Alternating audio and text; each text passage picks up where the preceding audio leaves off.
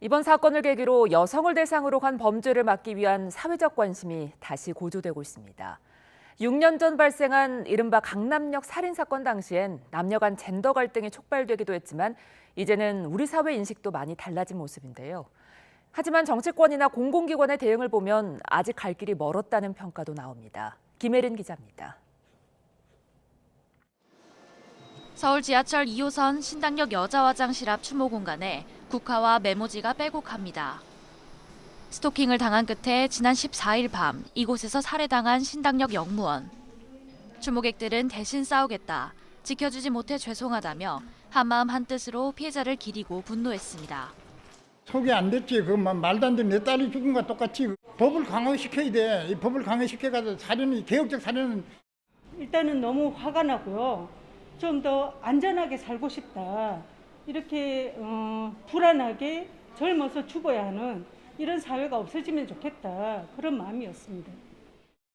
시민들은 신당역 사건에서 6년 전 한 여성이 서울 강남역 주변 상가 화장실에서 살해당했던 이른바 강남역 살인 사건을 떠올렸습니다.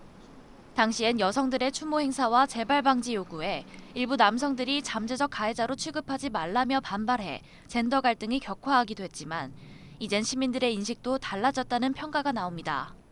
6년의 시간이 지난 지금 같은 경우에는 사실은 소모적인 논쟁보다는 우리 사회가 제대로 피해자를 지켜주지 못했다라는 부분에 공감하시고 또 애도하시는 시민분들이 훨씬 많아지신. 하지만 공공 영역은 여전히 한참 뒤처진 모습입니다. 피해자가 몸담았던 서울교통공사는 자체 분향소에 실명이 적힌 위패를 설치했다가 2차 가해 등을 우려한 유족 항의에 부랴부랴 치우는 소동을 빚었습니다.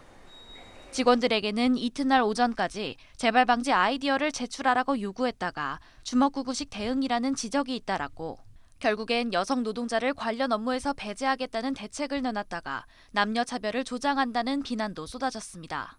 저희들은 역근무 제도를 사회복무 요원 재배치하고 특히 여직원에 대한 어떤 당직 폐지를 좀 줄이는.